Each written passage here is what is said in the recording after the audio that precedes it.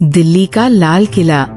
हम सब इस नाम को, इस इमारत को पहचानते हैं। ये भारत की आजादी का गवाह है, मुगल सल्तनत की शान का सबूत है और आज दुनिया के लिए भारत की शक्ति का प्रतीक है।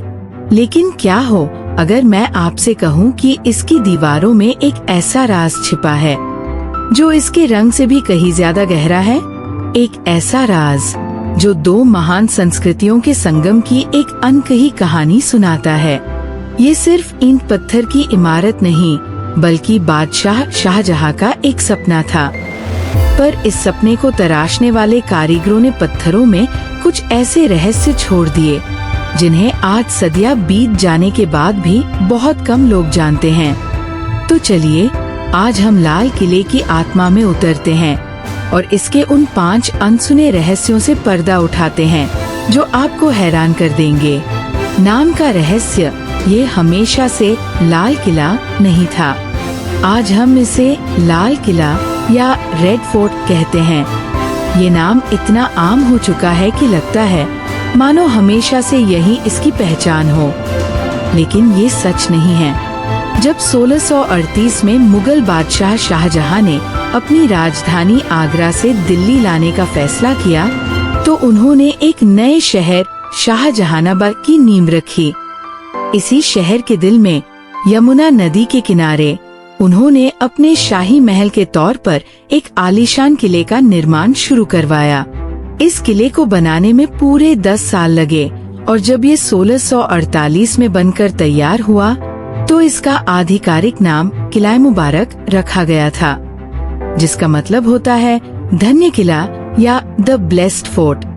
ये नाम उस शाही शान और जन्नत जैसे माहौल को दिखाता था जो शाहजहां यहाँ बनाना चाहते थे। ये किला मुगल सल्तनत का वो केंद्र था जहाँ से लगभग 200 सालों तक हुकूमत चली। तो फिर यह लाल किला कैसे बना? इस सवाल का जवाब हमारे दूसरे रहस्य से जुड़ा है। रंग का रहस्य। लाल किला कभी सफेद हुआ करता था।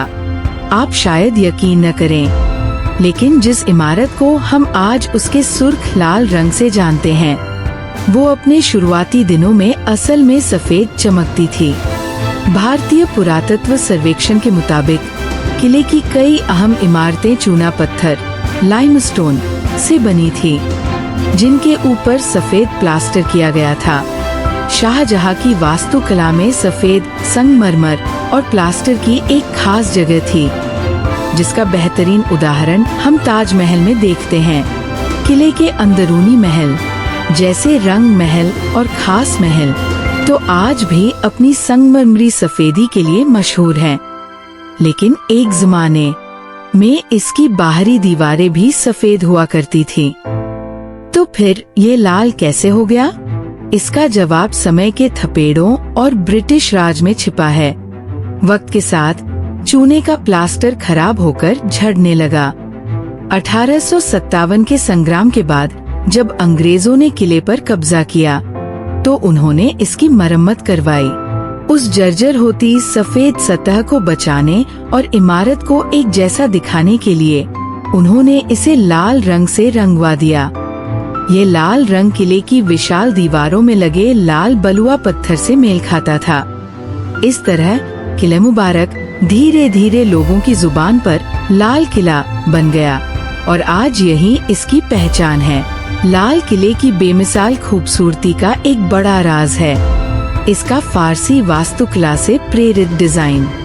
शाहजहां एक ऐसा किला बनाना चाहते थे जो धरती पर स्वर्ग का एहसास दे और इसके लिए फारसी शैली के कई तत्व अपनाए गए।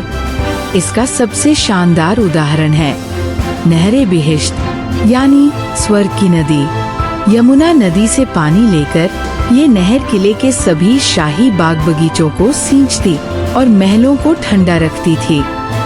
रंग महल, दीवान खास और खास महल जैसे सभी बड़े शाही भवन इसी नहर के किनारे बने थे, जिससे एक सुकून और ठंडक का माहौल रहता था।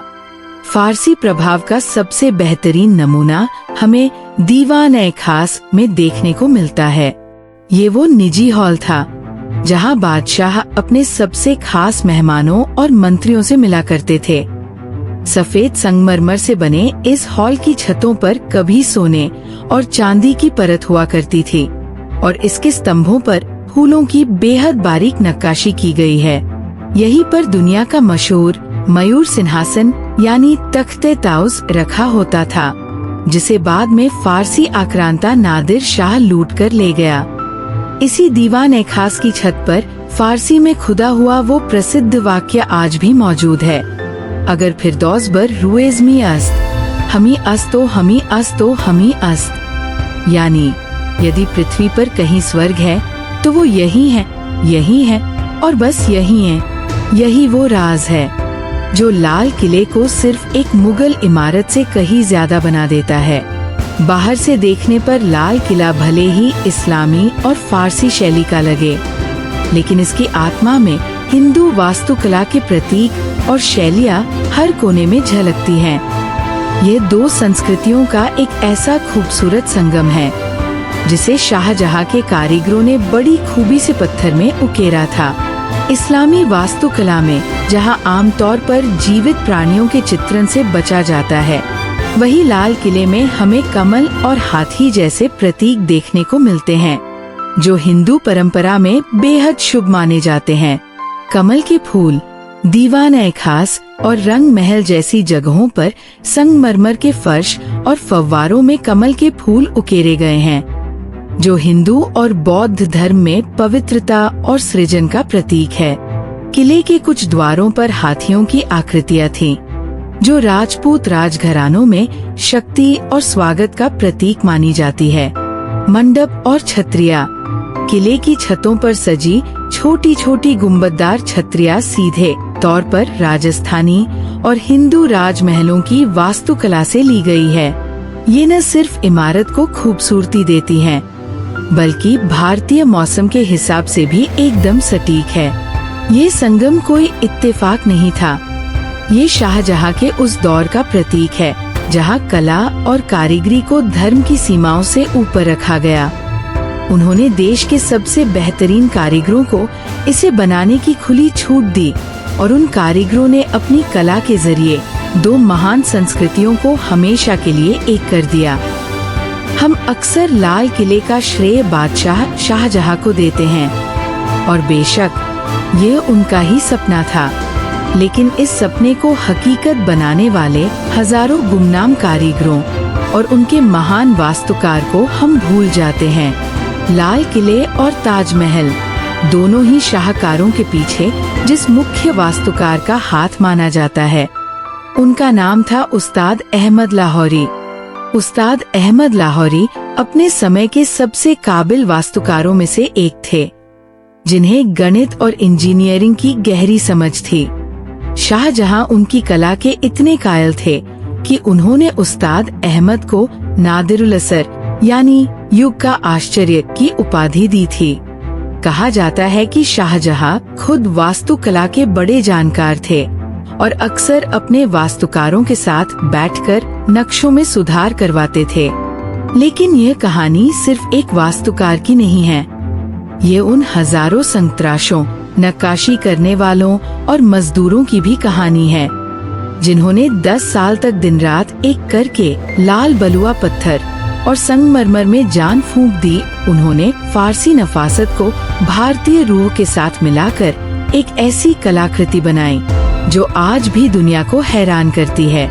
ये किला सिर्फ एक बादशाह का नहीं, बल्कि उन अनगिनत गुमनाम कलाकारों की विरासत है, जिनका हुनर आज भी इसकी दीवारों में जिंदा है। तो लाल किला सिर्फ एक लाल रंग की इमारत नहीं है, ये एक ऐसा कैनवास है जिस पर हमें एक साथ कई कहानियां दिखती हैं। यह किला-ए-वक्त के नाम का रहस्य है, जो कभी सफेद चमकता था। ये फारसी जन्नत का एक ख्वाब है, जिसमें हिंदू प्रतीकों के कमल खिलते हैं, और ये शाहजहां के सपने के साथ साथ उस्ताद अहमद लाहौरी जैसे महान कलाकारों और उनके हजारों गुमनाम साथियों के हुनर की दास्तां है। ये सिर्फ एक ऐतिहासिक स्मारक नहीं, बल्कि संस्कृतियों के संगम, कला की आजादी और भारत की उस मिली जुली पहचान का प्रतीक है। जिस पर हमें गर्व है।